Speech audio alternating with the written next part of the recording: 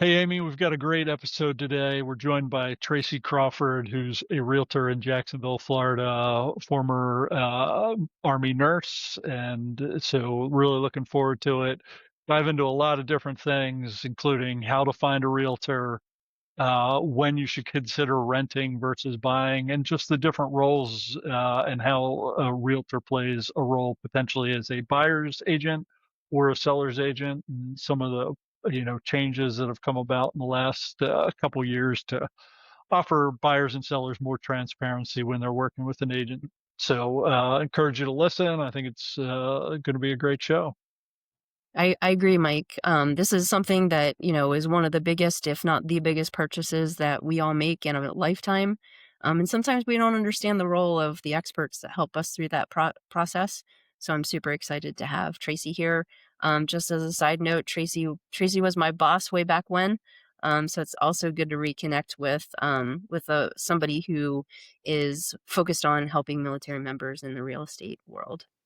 Welcome to Operation Retirement Readiness, where Amy and Mike, two certified financial planners, talk about how military members can prepare for transition and how veterans can prepare for ultimate retirement. This podcast represents the views of the hosts and any guest. It is for informational purposes only and should not be considered tax, financial, or legal advice. All information is regarded to be from reliable sources.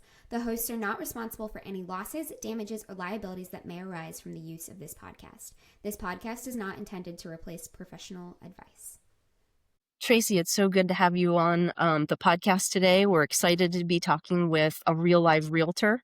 We were talking a little bit beforehand how some military members have never purchased a house throughout their entire career, or maybe just one or two. In any case, it's kind of a mystery sometimes what realtors do. So we're excited to have you here and to learn from you. To get started, can you just tell us a little bit about your career, how you chose to be a realtor after the military, and anything else you'd like to share about yourself? Sure. Well, first, I'd like to thank you and Mike for having me on. I'm truly honored that you guys selected me to come on and talk about this really very important topic because it is the biggest expense that people are going to have, and it can absolutely be a mystery. I don't care how many times you've done it. Even as a realtor, I'm still learning things myself. So I can't imagine still being on the other side. So I'm excited to share about that. And just to talk just a little bit about myself, because this is more about educating people. But I served 30 years in the military. That's where Amy and I met. I was a nurse in the military. Absolutely loved it. I loved my career in the Army. I loved the opportunity to give back. Most people that serve in the military have a service heart. And I truly enjoyed that aspect of it. I loved the camaraderie. I loved being able to go from different places in the US or the country and know someone already, and I already have a family member there because that's truly my personality. I love to just be around family and to be around people. And so I couldn't imagine, 30 years, it's like, all right, you got to go. I'm like, oh, okay, fine. It was funny when I got to 20 years, I was like, oh, I'm 20 years and I'm out. And my colonel at the time, he's like, you might want to get your passport for the next 10 years. I'm like, next 10, 20, I'm out. And then 30 years later, like, okay, now you have to go. I'm like, oh, okay, fine. Now what do I do? So I really had thought about going back to be a nurse practitioner. But as many of you guys know, our kids, serve with us as well. And so I was looking for the opportunity for them to land someplace and to finish out high school, start high school, and for me to be present with them. If I had gone back to do nurse practitioner, I would have spent crazy hours just, what you need to do to hone that craft, right? So I've always loved real estate. I've, owned several homes. I was like, a friend of mine said, well, why don't you try real estate? I was like, really? I'm like, okay. And then a good friend of mine was going to open up a business in interior design when she retired as a nurse. I'm like, what? You can do something other than nursing? Because I never thought of doing anything other than nursing when I retire. So there we go. 2018, I started and I haven't looked back. Was it terrifying? Absolutely. Because you go from an automatic trusted profession to one where you have to earn that trust, right? And you worry, am I going to be able to do that? But I was, and I found my people. and they find you, and my people are my military family members, even though I'm in a 100% Navy town. Right, but it doesn't matter the service, even though we give the Air Force grief, right, Mike? Yeah. We're still one big happy family, and so I love just being able to give back to the military service members because, PCSing is stressful enough, and I don't just help people buy houses. I have a Facebook organization that I'm a part of. It's called PCS Pay It Forward, and we help all military transitioning. So whether they're going into base housing, whether they're going to rent, because renting is equally as scary, right? You want to have a place to land. You don't want to have to, stay in temporary housing or better yet, rent sight unseen. They're even scarier than buying sight unseen sometimes because you just never know what you're going to get. Yeah.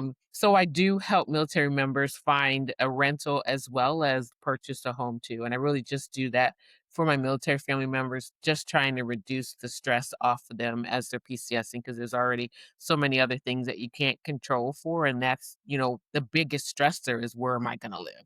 Where are my kids going to go to school? Right? How far is it going to take me to get to work? And is this going to be a good, comfortable, safe place? So that's how I got into it, and I just absolutely love it. I've carved out a niche where I can continue to serve my people, which are my military family members, and we do a lot, and I do a lot for them, and continue to do that. And at the same time, I sell houses.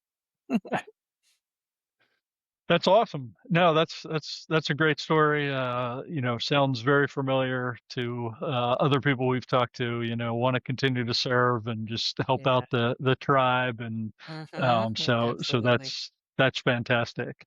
So let's talk a little bit about what specifically you do as a realtor when somebody's interested either in buying or selling a house, whether it's the first time or the fifth or sixth time that they hmm may be doing that. It's interesting you say that because one of the things I do in the military Facebook group is, I invite them to do what's called a PCS plan call with me. And it's whether it's your first time PCSing or your 50th time PCSing, there's always something that's different about this one. Or you may just want someone just to go, and then you're like, okay, I got it. And you go. So for buying, education is the absolute first place to start. So when I meet with someone and they're interested in buying, this may or may not be the right thing for them to do. So we start with, what do you know about buying? What have you prepared for buying? What do you expect that you'll have to do? As a veteran, of course, we're going to use our VA loan. Does that mean we don't have a down payment? Does that mean we have closing costs? Wait, what's the difference between closing cost and a down payment? So I really start with educating them about the process and finding out, what their experience, if anything, has been with buying. Because even if you bought before, it may not have been a great experience, right? Yeah. So I try to pull that out and then just give them as much education as I can to get them started, and then we just kinda walk through the process of home buying. And what do you find service members are most confused about, or not confused, but don't realize as far as the home buying or selling process is concerned? I would say they all know that the VA loan that they can buy it with their VA loan. They know that they don't have to do a down payment, but they forget about the closing cost aspect of it, right? You're like, "What? We have to do closing costs? And what are closing costs?" So then I just break down in the simplest way I tell them about closing costs. I said it's basically the sales tax for buying a house. Right, so it's not because the down payment goes towards the loan. The closing costs are all the tax associated with buying, just like the car, tax, tags, and titles, right? Same thing with the house. And that's the biggest thing that people don't realize is they still have to have somewhat of a nest egg, if you will. And I say somewhat because in this current market, because our current market is really a buyer's market, and homes are sitting a little longer, and it depends on your market. So at least for the Jacksonville market, other markets are a little bit different. So at least in the Jacksonville market, I've been pretty successful in getting most, if not all, of the closing costs for buyers covered. So then they really can come to the table with little to no money and buy a house. Even with new construction are offering lower interest rates. which makes it a little bit more affordable to them, as well as paying closing costs. So those are two avenues that people can take to purchase, but the closing cost aspect is one that a lot of, and I would say mostly VA buyers, because conventional buyers know that they have to put a down payment down, but even them, they forget that there's that and this Yeah. other piece as well, and the sales tax is what I call it. Yeah, that's a great way to frame that. I hadn't thought of it as the tax piece of it, but yeah, all those Yeah. little things, the Mm-hmm. inspection and yeah, all Correct. those things. So Correct. Yeah. So, I know there's been some changes kind of recently in the Mhm. real estate with, Sure. getting a realtor now Mhm. and some changes there. So can you talk a little bit about, what those changes were, maybe in light of both, the buyer's agent and the seller's agent and, what's changed, what maybe hasn't changed type thing? Sure. Sure, absolutely. Well, there was a big lawsuit, and the lawsuit centered around lack of transparency, if you will. So what the fix for that is that you have to have a buyer representation, and you have to actually sign a buyer broker agreement as a buyer. The other piece, and I'll go back more into that, but I wanted to back up a little bit.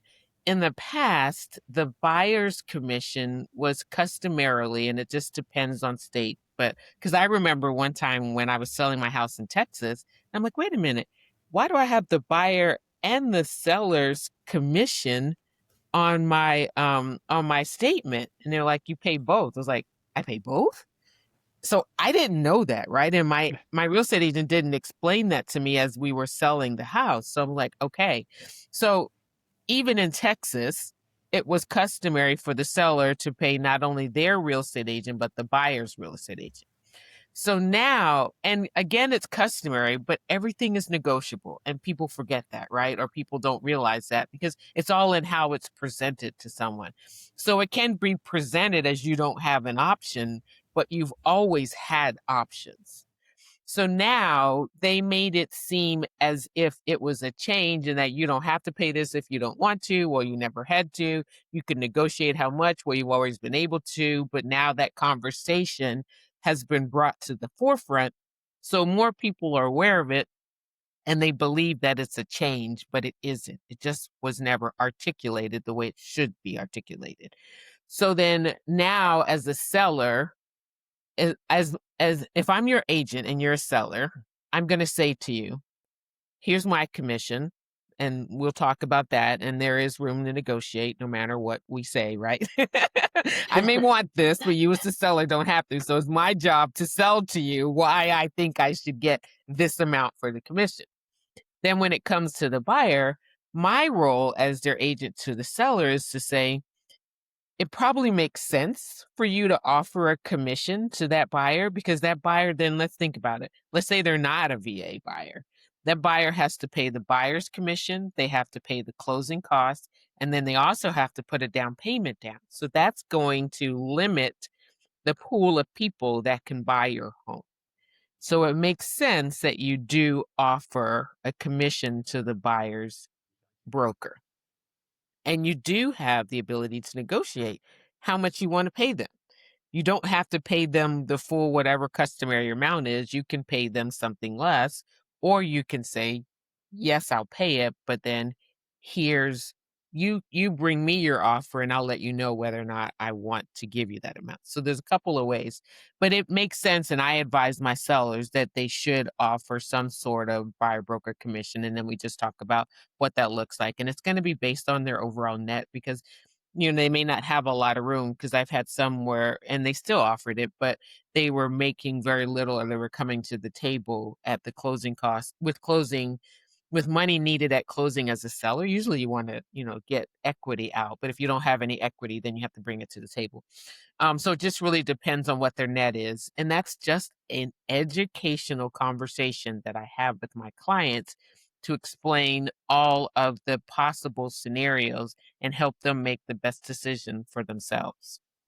So then the other piece that was added on to this. So if I'm going to show you a house, we have to enter into an agreement to say that we are working exclusively together. One, so you're not going to work with another agent, and two, I'm going to do my best to get you the best deal that I can. And also, in signing this buyer broker agreement, you're helping me to get paid. So in that buyer broker agreement, we'll put a certain amount, whatever that commission percentage is. And then in most cases, the seller is paying that commission. And if the seller isn't offering the same amount, we just make some adjustments so that it's covered. But that's the other piece.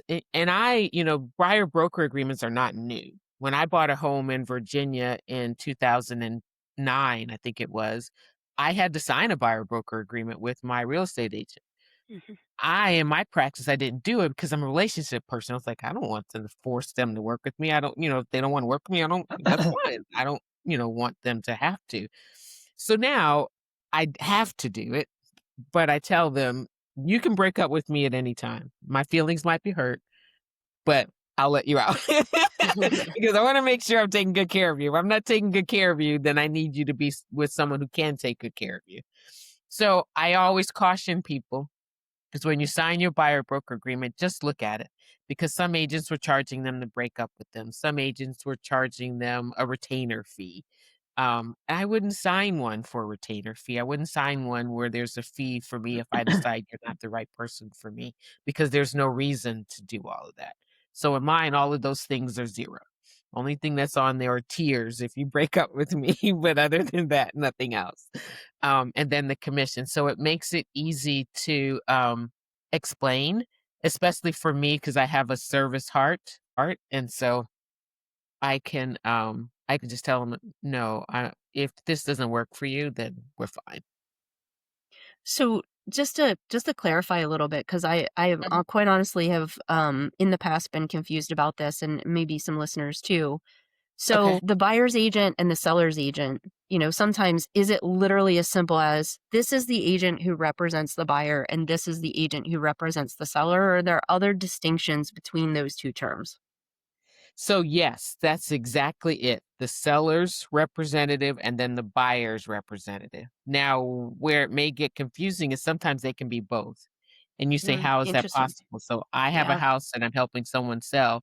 The buyer comes in and says, I don't have an agent. Can you represent me? So that's different state to state. In our state, because we're what we call transaction brokers, so we represent the transaction, we can do both sides. It's a little Gotcha. tricky, and it takes some finesse, and it takes, some experience to help both sides feel comfortable that you're giving them the best service. But you can. But it is as simple as the seller's representative represents the seller and the buyer's agent represents the buyer. So maybe can you tell me if this is an accurate sort of representation? So the buyer's agent always has to act in the buyer's best interest. The seller's agent always has to act in the seller's best interest. If you're doing both, then you become almost like a mediator where you're not advocating for either side. You're just trying to get both sides to come to the You're best advocating available. for that is correct, because you're Okay. advocating for the transaction. So you are correct. That is a great way to put it, as being a mediator, which is what, and I found myself in a significant mediator situation before. So, and it can be done, right? And that's where I feel like my nursing skills and my leadership skills came into play, because I understood how to, work with both sides, right? And hear both sides and get them both to the closing table. Yeah, that's Perfect. yeah, that's interesting, and especially I go back to the, you say the buyer's agent, hey, we've got a requirement. I mean, that, like you said, you got to read that contract because, if Yes, you're PCSing in, you may think you're going to buy, and correct, if you can't find anything quick enough, you still need a place to live when you get correct. there. So it Yes. may turn into, okay, I'm going to base housing or I'm going Mhm, to a rental. mhm. And yeah, so you don't want to jump into something where it's like, okay, you're going to be on the hook for a lot of money if you end up not Correct. not Correct. buying. So, Correct. yeah, And that's the simple one, right? It could just be a personality thing, sure, right? sure. It may be that, you guys just don't mesh, or there's something that you were looking for, you had, or expectations didn't match up, right? And you don't want to have to pay to get out of what an expectation wasn't for you. So, yep, that's the other piece of it as well. Yep. So maybe going back a little bit to, one of the challenges that you see with military family members. Let's assume that there is a service member retiring from whether it's overseas or somewhere else in CONUS. They're Hmm. coming to the Jacksonville area. That's the area you probably know the best. Hmm. What is the right time for that transitioning service member to start thinking about where they want to live and, the real estate process in Jacksonville? And can you kind of make a distinction between what goes on in your area and what you see maybe in other parts of the country? So I would say as soon as they know that they're moving to that particular area, I would start doing homework. Finding out more about the area. If you don't already have a real estate agent that you know, like, and trust, start looking for someone. If you're not sure, if you think you want to buy and you've never purchased before, get as much education. If finding a agent first would be helpful, but if not, find a lender that you trust to start looking through your finances. Because I always tell them, trust your lender. Tell them the good, the bad, the ugly, and they can prepare you for the process, right? They're not to judge you. They're just there to help you navigate. Because if your goal is to buy a house, they can tell you what you need to do based on your circumstances. So I even tell them, even more than me. I mean, I stayed in Holiday Inn Select, so I know a little bit about lending, but I would prefer that you talk to a lender, and that way they'll open up everything to them, and so tell them everything, and then we'll figure it out, right? So definitely you want to find out about schools, especially if you have school-aged kids, neighborhoods, commuting times. um but then as far as purchasing resale, you can generally do with as little as 3 weeks. Really, you could buy a home in 3 weeks. um, Average is about 30 days. You could take it a little bit longer depending on both situations, whether the seller is amenable to waiting a little bit longer. New construction, that's a little bit easier, particularly if they already have a home already built, that you can move into. It just depend on when that's ready, or if you're gonna build, then that's a longer time. If you're gonna build, that's anywhere from 4 to 6 months to upwards of a year, depending on the builder and the type of home that you're building. So the more time you give yourself, the better, but if you're crunched, you can do it within 45 to 60 days. You can, Even with a VA loan? even with the VA loan. You can Okay, close, my lender can close a VA loan in 3 weeks. nice, Yep. nice. Yeah, that's great. So when somebody's trying to decide on, a realtor, what do you suggest they look at? What are some things, or how do you suggest they go about that if they're coming into an area where, their PCS had never been there before, or even, haven't been in a long time, or maybe never bought, but they're getting ready to transition out and retire, and they're looking for that final place. So if they start searching, they can, search military friendly realtors. I've had a lot of military families find me that way. You want to look for their online presence, right? You want to look for reviews, just like when you look at other things, you're going to look at reviews. And I've had many people say, we loved your reviews, and that's what sold us. And so it's important for us to make sure we're getting reviews so people know, other than from someone than us, how well we're going to do. So you want to do your research. If you know people, recommendations always work as well too. But you want someone who's going to be open with you, who's going to communicate with you, who's going to educate with you. Um, One of the things that I do, I know this was something we had maybe talked about before, is I do a lot of virtual how home buying for my clients. A lot of them have purchased basically sight unseen. And I have gone in and I do the good, the bad, the ugly. I said, listen, I'm gonna use all my five senses. You only have one, right? Maybe two, visual and hearing. I got the rest. I'm gonna touch it, I'm gonna smell it. all of that, and I'm going to tell you everything that I see. So I do that in my videos. It was so funny. One of my clients laughed at me because we went in the closet. I was like, "Wow, this closet is huge," and I put my foot out and I had it in the video. I was like, "Look at my foot and look at the rest of the closet." And they just cracked up laughing. I was like, it gave you a visual, right?" Or I went into one house like, "Oh, this one smells bad." And I do that even for my clients that are renting, especially my clients that are renting, because you have little flexibility. I mean, you can fix your own house, but if you're renting, it's up to the landlord. And if they're already presenting it as in not good condition, they're probably not going to take good care of it while you're living in it, right? So I will do that for my clients, and that would be something else. What is your virtual house hunting process? How can you work this? If we want to get here and move right in. I have a couple later today that I'm going to go look at some rentals, and one's in Oak Harbor, Washington. So, like, no problem. She sent me some. We already had our PCS plan call. We talked about what she needed. I said, let's connect 1st of November. By middle of the month, we should be able to get it. Go look and then get you settled into a place. So that's what we're doing.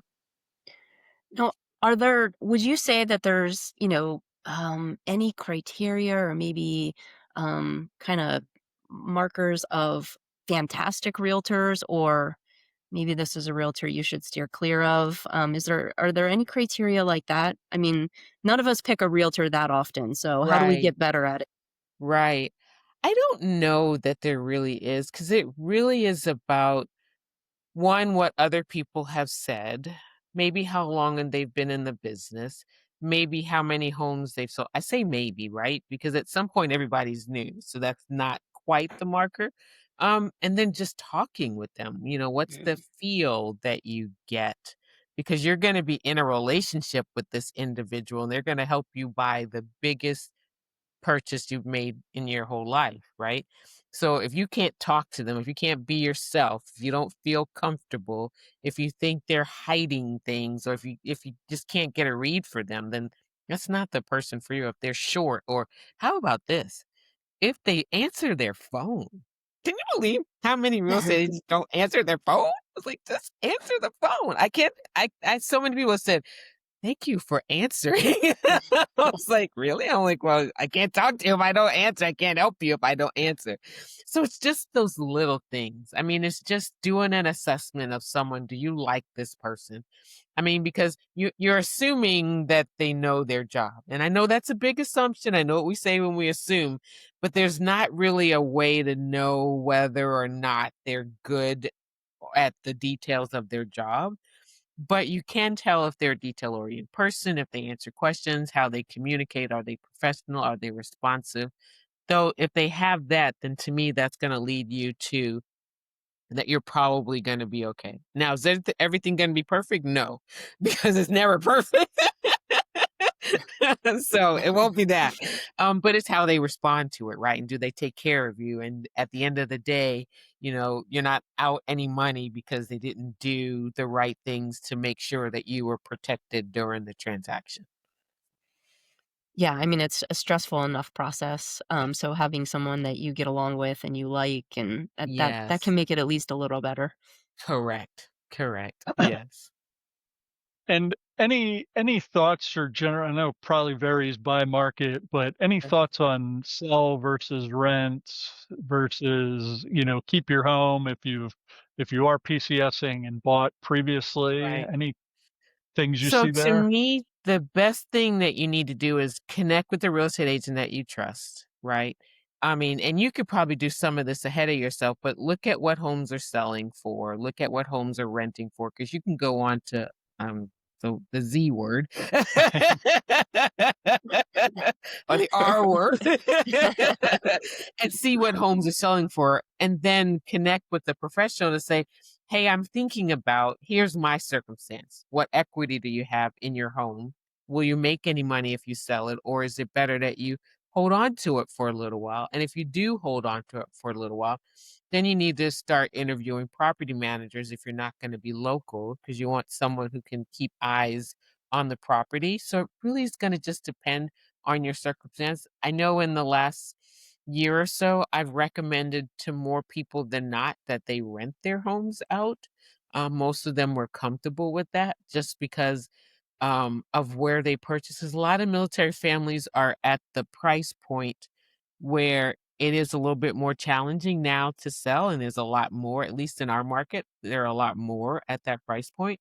So the best thing I can say is you just need to it's a case by case basis. It's how are homes selling in your market for your price range, for your size home? How much equity do you have in it? Um, and if those things are negative or don't meet what you're looking for, then renting may be the way you want to go for your circumstances. And that's why a lot of times when people ask me that question, I was like, well, let's get on the phone and talk. Let's look at, are you able to carry it? If you are at loss, because maybe some people don't feel like being a property manager, right? So they're like, Yeah. I just want to sell it and get rid of it. Okay, what's it going to cost? And they see what's going to cost. It's like, oh no, I can't do that.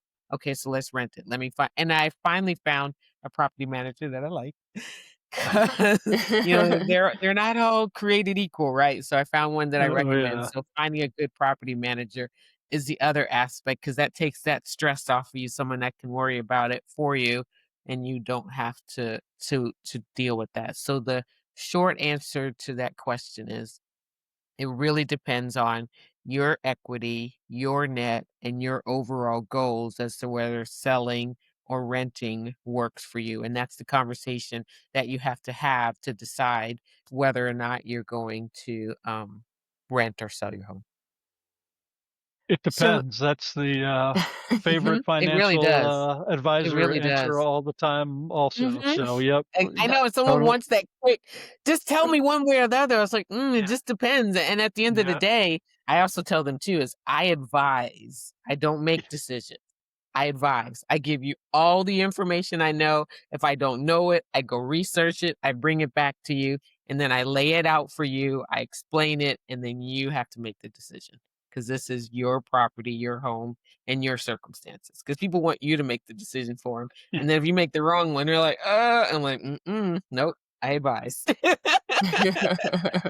And I'll hold your hand. I'll talk you through all the pros and cons. But at the end of the day, you got to decide. So throughout the conversation, you've brought up a couple different kinds of experts that really are involved in, home ownership, home purchase, Hmm. sale, Hmm. uh, all of the pieces. So, lenders and Hmm. property managers. Yep. And so, can you just talk to us about the value that a realtor can provide in terms of connecting you to trustworthy sources there, and what you are allowed to do and not allowed to do? So yes, the biggest value is that it's someone that I've at least worked with, and at least from my experience, right? They've done a great job. And so versus, a Google, you don't necessarily know that person and that reference, maybe it's good, you're still checking it out. And then what the best thing to do is to give more than one reference, right? Because you hate to give that one and things go south and like, well, so I try to, the industry standard is really to give three recommendations and then allow them to pick from those. I also try not to recommend people that I haven't used, and if I haven't used them, I can say they come recommended from X, Y, or Z, and I'm comfortable with them. So I would at least, look into them and see if they'll work for you. But I think that value is using people that we have worked with and have a relationship with. That's the other thing, the relationship, right? Sometimes you get a little bit better service because, oh, and Tracy may send me more. I'm going to make sure I take good care of them, right? So Hmm. that's one of the big values of it as well too, because I can get discounts for my clients from certain vendors, because of our relationship. Awesome. I think that's very valuable. Mm. Very valuable. Thank you. You're welcome. So, Tracy, thanks for all this information. It's been great. Anything you want to add before we wrap up? Anything we missed that you want to make sure people understand about, buying real estate or selling real estate?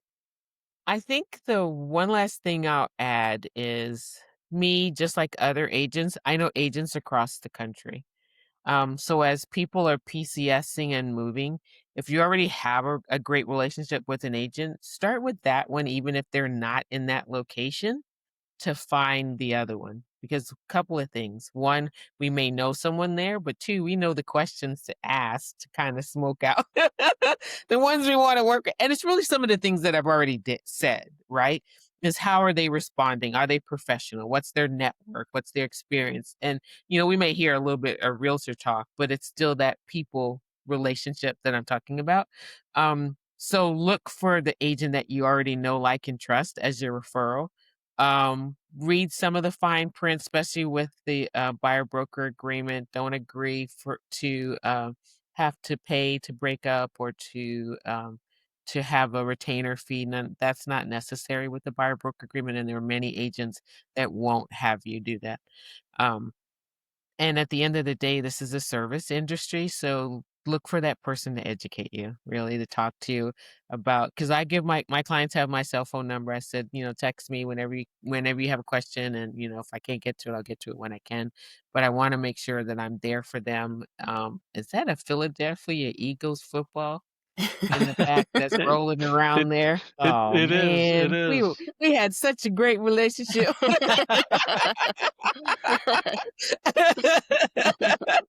Go And Birds. on that note, I'm done with you guys.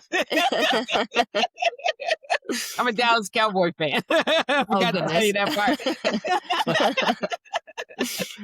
But Uh, just have fun, right? I mean, life is too short, right?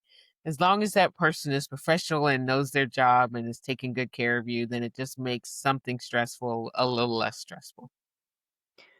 So, Tracy, thank you so much for your time today.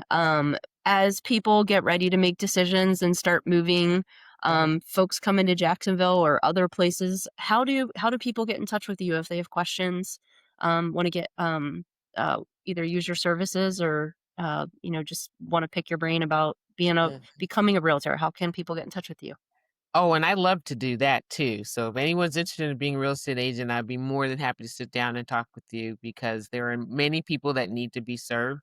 And if it's something that you're looking to do, then I'm happy to share at least, my experiences and how you can get started.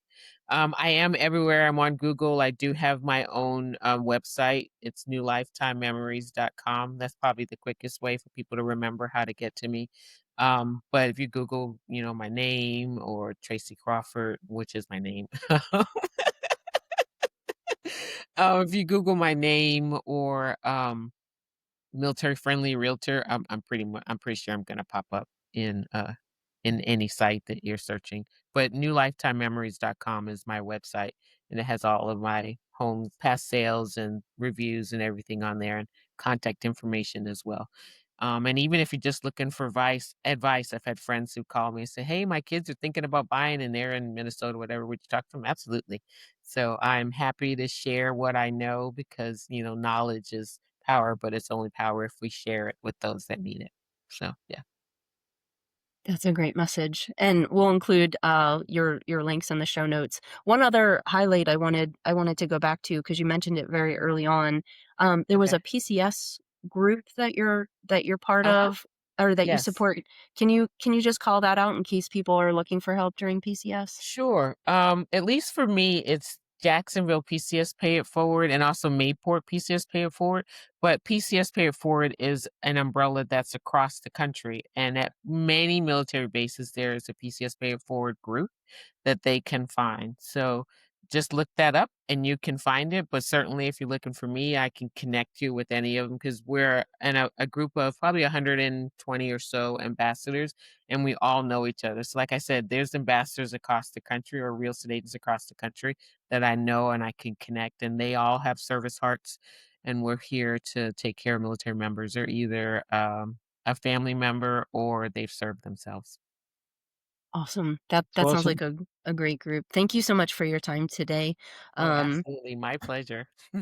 we appreciate all the demystification of buying real estate and what real estate agents do. Thank you. You're welcome. Thanks, Tracy.